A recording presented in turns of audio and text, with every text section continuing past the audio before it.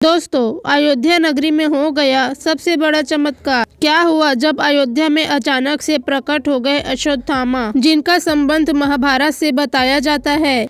ऐसा बताया जाता है कि अश्वत्थामा महाभारत का एक ऐसा किरदार है जो कि आज तक जीवित है। आज भी कई जगह पर अश्वत्थामा को जीवित देखे जाने का दावा किया जाता है, जिसे भगवान श्री कृष्ण ने श्राप दिया था कि वो कलयुग के अंत तक इधर उधर भटकते रहेगा। लेकिन अभी एक ऐसा चमत्कार देखा गया है जिनका कई लोगों ने दावा किया है कि उन्होंने महाभारत काल के अश्वत्थामा को अयोध्या के राम मंदिर में देखा है। लेकिन अश्वत्थामा को किस रूप में देखे गए हैं, ये जानकारी जानकर आपके भी रोंगटे खड़े हो जाएंगे। वीडियो में आगे की जानकारी मिले उससे पहले आप सच्चे राम भक्त हैं तो कमेंट में जय श्री राम जरूर लिखें। आप स्वयं अयोध्या जाकर प्रभु श्री राम जी के दर्शन करना चाहते हैं तो हमारे चैनल को सब्सक्राइब कीजिए। चलिए अब वीडियो में आगे बढ़ते हैं। जैसे कि आप सभी जानते हैं कि 22 जनवरी 2024 को अयोध्या में बने राम मंदिर में प्राण प्रतिष्ठा का कार्यक्रम पूरे विधि विधान से संपूर्ण रूप से हुआ। इन समारोह में देश की काफी सारी हस्तियां भी शामिल हुई थी। इस दिन प्रभु श्री राम जी की बाल प्रतिमा को बड़े ही धूमधाम से मंत्र उच्चारण के साथ में मंदिर के गर्भगृह में स्थापित किया।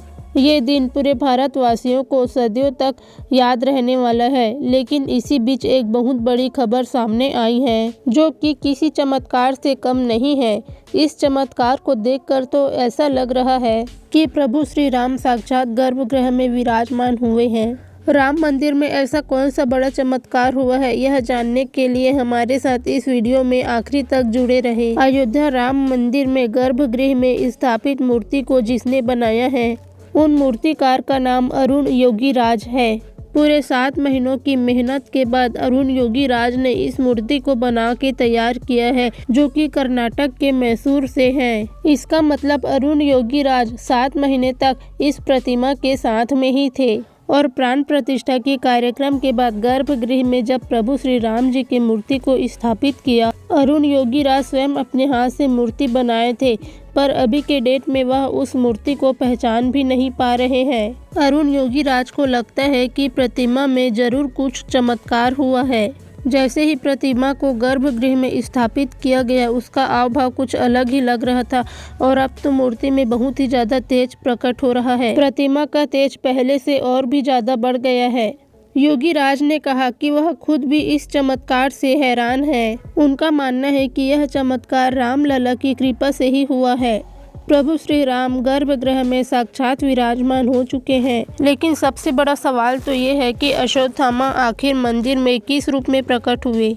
यह बात जानकर आप भी हैरान हो जाएंगे। 23 जनवरी 2024 से राम मंदिर को आम जनता के लिए खोल दिया गया है। 23 जनवरी को लाखों भक्तों की भीड़ जमा हो गई, भगदड़ का माहौल बन गया। लेकिन प्रभु श्री राम जी की कृपा ऐसी हुई कि सभी राज्य से आए हुए भक्तों ने आराम से अच्छे से प्रभु श्री राम जी के दर्शन किए। पहले दिन करीबन 5 लाख से 7 लाख श्रद्धालुओं ने प्रभु श्री राम जी के दर्शन किए। लेकिन 24 जनवरी को कुछ ऐसा हुआ जिन्हें इतिहास कभी भुला नहीं पाएंगे। सौरभ नाम के दर्शनार्थी ने हमें बताया कि वह सुबह बहुत पहले ही राम मंदिर पहुंच चुके थे ताकि वह जल्दी से जल्दी रामलला के दर्शन कर सके। लेकिन उस समय भी मंदिर में काफी भीड़ थी, तो हम भीड़ में लगातार आगे बढ़ते जा रहे थे। सभी जय श्री राम के नारे लगा रहे थे।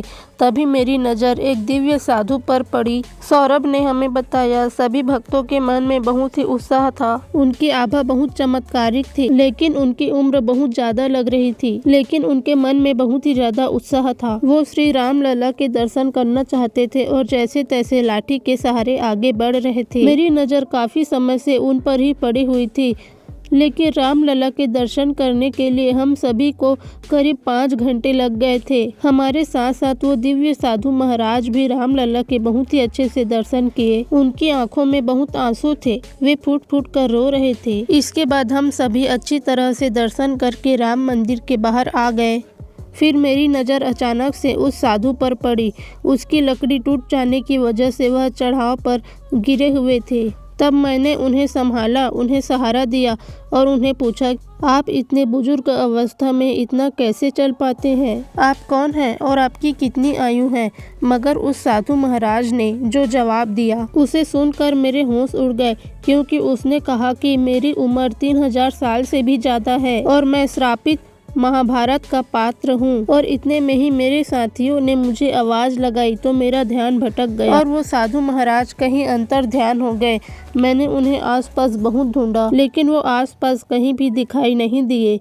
ये मेरी जिंदगी का सबसे बड़ा चमत्कार था। लेकिन सवाल एक ही था कि आखिर वो दिव्य साधु कौन थे? तब रिसर्च करने पर सौरभ को यह पता चला कि महाभारत में एक ही ऐसा पत्र था और ये श्राप उन्हें साक्षात भगवान कृष्ण ने दिया था और उनका नाम था अश्वत्थामा। ऐसा कहते हैं कि अश्वत्थामा उन्हें ऐसा श्राप दिया गया है कि वे कलयुग के अंत तक जीवित रहेंगे। तो क्या स्वयं अश्वत्थामा प्रभु श्री राम जी के मंदिर में दर्शन करने आए थे? इस सवाल ने सभी को आश्चर्य में डाल दिया। लेकिन क्या आप जानते हैं कि भगवान श्री कृष्ण ने अश्वत्थामा को ऐसा श्राप क्यों दिया था?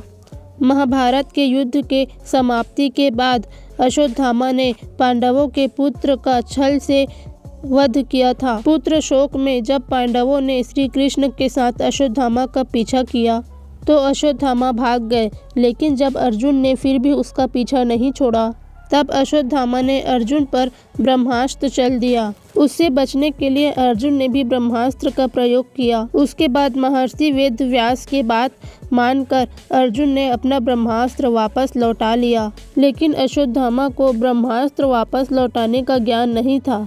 तब वे अपने ब्रह्मास्त्र की दिशा बदलकर अभिमन्यु की पत्नी उत्तरा के गर्भ की ओर कर दी। क्रोधित होकर श्री कृष्ण ने अश्वत्थामा के सर पर लगी मणि निकाल ली और कलयुग के अंत तक उन्हें पृथ्वी में भटकने का श्राप दे दिया। तब से अब तक अश्वत्थामा निरंतर पृथ्वी पर भटक रहे हैं। तो ऐसा हो सकता है कि अश्वत्थामा स्वयं बुजुर्ग के रूप में अयोध्या में प्रभु श्री राम जी के दरबार पर अपने किए हुए गलती का क्षमा याचना करने के लिए आए हुए हों। रोजाना एक के बाद एक चमत्कार अयोध्या के राम मंदिर में देखे जा रहे हैं। दोस्तों, आज की वीडियो को यहीं तक रखते हैं। उम्मीद करते हैं आज की जानकारी आपको पसंद आई होगी, तो वीडियो को लाइक कर देना और ऐसे ही प्रभु श्री राम जी की और भी जानकारी पाने के लिए हमारे चैनल को भी सब्सक्राइब कीजिए।